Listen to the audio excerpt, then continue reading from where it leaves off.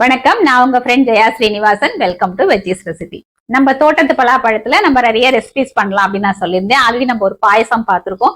இன்னைக்கு பலாப்பழ ஐஸ்கிரீம் பண்ண போறோம். பொதுவா ஐஸ்கிரீம் அப்படின்னாலே அதுக்கு cornflour, cream, condensed milk powder, இந்த மாதிரி வெளியில இருந்து நிறைய விஷயங்கள் வாங்கி நம்ம பண்ற மாதிரி இருக்கும். இன்னைக்கு நம்ம பண்ண போற ஐஸ்கிரீம் ரொம்ப சிம்பிள், செம்ம டேஸ்ட், நல்லா கிரீமியா வாசனையா இருக்கும். இதுக்காக நம்ம எதுவும் பிளேவர் அந்த மாதிரிலாம் எதுவும் ஆட் பண்ண வேண்டிய அவசியமே இருக்காது. 4 இன்கிரீடியன்ஸ் இருந்தா போதும், இந்த ஐஸ்கிரீம் ஃபர்ஸ்ட் கிளாஸா ரெடி ஆயிடும். அதுல 3 இன்கிரீடியன்ட் எப்பவுமே நம்ம வீட்டுல இருக்கிறது தான். பலாப்பழம் மட்டும் வாங்கினா போதும். இப்ப குழந்தைங்களுக்கெல்லாம் வெக்கேஷன் அப்படிங்கறனால வீட்டுல இருப்பாங்க. சம்மர், அதே நேரம் பலாப்பழ சீசன். அப்ப இது இந்த டயத்துக்கு ரொம்ப ஆப்டான ஒரு ரெசிபி. நம்ம வீட்லயே பண்றதுனால ஹைஜீனிக்காவும் இருக்கும், அதே நேரம் எக்கானமியாவும் இருக்கும். நம்ம கையால் நம்ம குழந்தைங்களுக்கு, நம்ம ஃபேமிலிக்கு பண்ணி கொடுத்த ஒரு சாட்டிஸ்பாக்சனும் இருக்கும். ஃபர்ஸ்ட் டைம் சேனலை பாக்குறீங்கன்னா ப்ளீஸ் சப்ஸ்கிரைப் பண்ணுங்க. பெல் ஐக்கானை கிளிக் பண்ணி ஆல் ஆப்ஷன் கொடுத்துட்டீங்கன்னா நான் போடக்கூடிய எல்லா வீடியோஸும் குவிக்கா உங்களுக்கு ரீச் ஆகும்.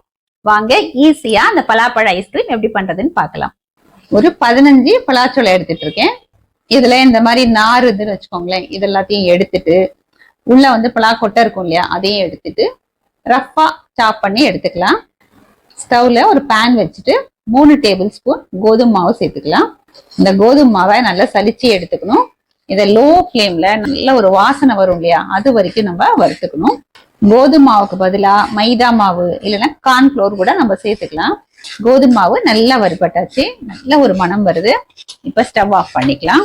1/2 லிட்டர் பால் நான் எடுத்து வச்சிருக்கேன். இது காய்ச்சி ஆற வச்ச பால், ரூம் டெம்பரேச்சர்ல இருக்கு. இதுல கொஞ்சம் கொஞ்சமா விட்டுட்டு கட்டி இல்லாம நல்லா கலந்துக்கலாம். இல்லைன்னா இந்த கோதுமை மாவை மிக்சியில போட்டு பாலை சேர்த்து நம்ம அரைச்சியும் எடுத்துக்கலாம். ஃபர்ஸ்ட் கொஞ்சமா விட்டு இந்த கட்டி எல்லாம் இல்லாம நல்லா கரைச்சி எடுத்துப்போம். அதுக்கப்புறம் மீதி பாலையும் நம்ம சேர்த்துக்கலாம். இப்ப ஸ்டவ் ஆன் பண்ணிட்டு மிச்சம் இருக்கிற பாலையும் சேர்த்து நல்லா கலந்து விட்டுக்கலாம். இந்த கோதுமை மாவு இந்த பால்லையே நல்லா வேகணும், நல்லா திக்காகணும். கட்டி தட்டாம நல்லா கலந்து விட்டுக்கணும். ஒரு 3 நிமிஷத்துலயே பாருங்க திக்காக ஆரம்பிச்சாச்சு. இது கொஞ்சம் நல்லா கெட்டியா வரணும். ஒரு 5 நிமிஷத்துல பாருங்க இந்த அளவுக்கு திக்கா இருக்கு. இப்ப பாருங்க நல்லா பெரிய பெரிய பபிள் வருது பாத்தீங்களா, இந்த மாதிரி வந்தாலே நல்லா வெந்திருக்கு அப்படின்னு அர்த்தம். பாருங்க நல்லா திக்கா இருக்கு. ஒரு தடவை மிக்ஸ் பண்ணிட்டு ஸ்டவ் ஆஃப் பண்ணிக்கலாம்.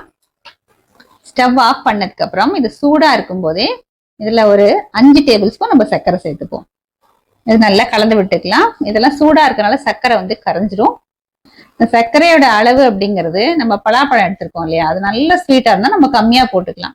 அது கொஞ்சம் ஸ்வீட் கம்மியா இருக்குன்னா சர்க்கரையை நம்ம கூட போட்டுக்கணும். நீங்க பார்த்து சேர்த்துக்கோங்க. சர்க்கரை நல்லா கரைச்சிக்கணும். சர்க்கரை கரைய இது கொஞ்சம் நீத்து போன மாதிரி தண்ணியா ஆகும். நல்ல ரூம் டெம்பரேச்சருக்கு வந்துடணும். கம்ப்ளீட்டா சூடு ஆறிடணும். சர்க்கரை கரையும் போது சின்ன சின்ன கட்டிகள் இந்த மாதிரி வரலாம். அதனால ஒண்ணும் இல்லை, நம்ம இதை மிக்சியில அரைக்க போறோம். அது சரியாயிடும். இப்ப சர்க்கரை கம்ப்ளீட்டா கரைஞ்சாச்சு. இது நல்லா சூடு ஆறட்டும், நம்ம அதுக்கப்புறம் பார்க்கலாம். நம்ம எடுத்து வச்சிருக்கிற பலாப்பழத்தை பலா கொட்டையெல்லாம் நீக்கிட்டு இந்த மாதிரி கட் பண்ணி மிக்சி ஜார்ல எடுத்துட்டு இருக்கேன். இந்த கோதுமை மாவு பேஸ்ட் இருக்கு இல்லையா, இதையும் மிக்சி ஜார்ல நம்ம சேர்த்துக்கலாம். இதை ஃபைன் பேஸ்டா நம்ம அரைச்சி எடுத்துக்கலாம். பாருங்க நல்லா ஃபைனா அரைச்சிருக்கேன். இது ஒரு நம்ம கண்டெய்னர்ல எடுத்துக்கலாம். இது நல்லா அப்படி டேப் பண்ணி விட்டுக்கலாம். இதுல ஏதாவது ஏர் பபிள் இருந்தாலும் நமக்கு அது செட் ஆயிடும். நல்லா டைட்டான ஒரு மூடியை போட்டு மூடிடுவோம். அப்பதான் கிறிஸ்டல் ஃபார்ம் ஆகாம நல்லா ஐஸ்கிரீம் நமக்கு செட் ஆகும். இது செட் ஆகிறதுக்கு 10ல இருந்து 12 மணி நேரம் ஆகும். இப்ப இதை ஃப்ரீசர்ல வச்சிடலாம். ஐஸ்கிரீம் செட் ஆனதுக்கு அப்புறம் நம்ம பார்ப்போம். நம்ம ஐஸ்கிரீம் செட் பண்றதுக்கு வச்சு 10 மணி நேரம் ஆயாச்சு. பாருங்க சூப்பரா செட் ஆயிருக்கு. ஐஸ்கிரீம் நம்ம சர்விங் பவுல்ல எடுத்துக்கலாம். பாருங்க அழகா ஸ்மூத்தா எடுக்க வருது. அழகா எடுக்க வந்தாச்சு. நம்ம சர்விங் பவுல்ல எடுத்துக்கலாம். இதை நம்ம அப்படியே ஃப்ரீசர்ல வச்சுட்டு நமக்கு தேவையான போது நம்ம எடுத்துக்கலாம். பாருங்க எவ்வளவு அழகா எடுக்க வந்திருக்கு. டேஸ்டியான பலாப்பழ ஐஸ்கிரீம் சர்விங்க்கு ரெடி. வீட்டுல இருக்கிற இன்கிரீடியன்ஸை வச்சு ரொம்ப சிம்பிளா ஈஸியா, அதே நேரம் ரொம்ப டேஸ்டியான பலாப்பழ ஐஸ்கிரீம் ரெடி ஆயாச்சு. இப்ப நம்ம பலாப்பழ ஐஸ்கிரீமை டேஸ்ட் பண்ணி பார்த்துடலாம்.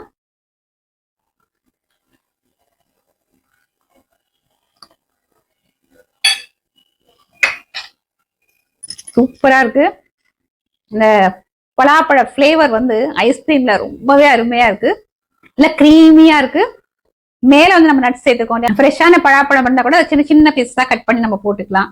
இல்ல டூட்டி ஃப்ரூட்டி வருது இல்லையா, அது கூட கலர் கலரா போட்டோம்னா குழந்தைங்களுக்கு ரொம்ப பிடிக்கும். ரொம்ப நேச்சுரலான ஐஸ்கிரீம், எக்ஸ்ட்ராவா எதுவுமே சேர்க்கவே இல்லை. அந்த பலாப்பழ ஃபிளேவரே வந்து ஐஸ்கிரீமுக்கு சூப்பரா இருக்கு. அதோட வேற எந்த ஃபிளேவருமே இதுக்கு தேவை இருக்காது. டெக்ஸ்டர், டேஸ்ட், ஃபிளேவர் எல்லாமே வந்து ரொம்ப அருமையா வந்திருக்கு. இதே மாதிரி இதே மெத்தட்ல இந்த பலாப்பழ ஐஸ்கிரீம் நீங்க கண்டிப்பா இந்த சம்மர்ல இந்த சீசனை மிஸ் பண்ணாம ட்ரை பண்ணி பாருங்க. ட்ரை பண்ணி பார்த்துட்டு எப்படி வந்ததுன்னு கமெண்ட்ல சொல்லுங்க. லைக் பண்ணுங்க, உங்க ஃப்ரெண்ட்ஸ் அண்ட் ஃபேமிலியோட ஷேர் பண்ணுங்க. புது ரெசிபியோட நாளைக்கு நான் உங்களை மீட் பண்றேன். தேங்க்ஸ் ஃபார் வாட்சிங்.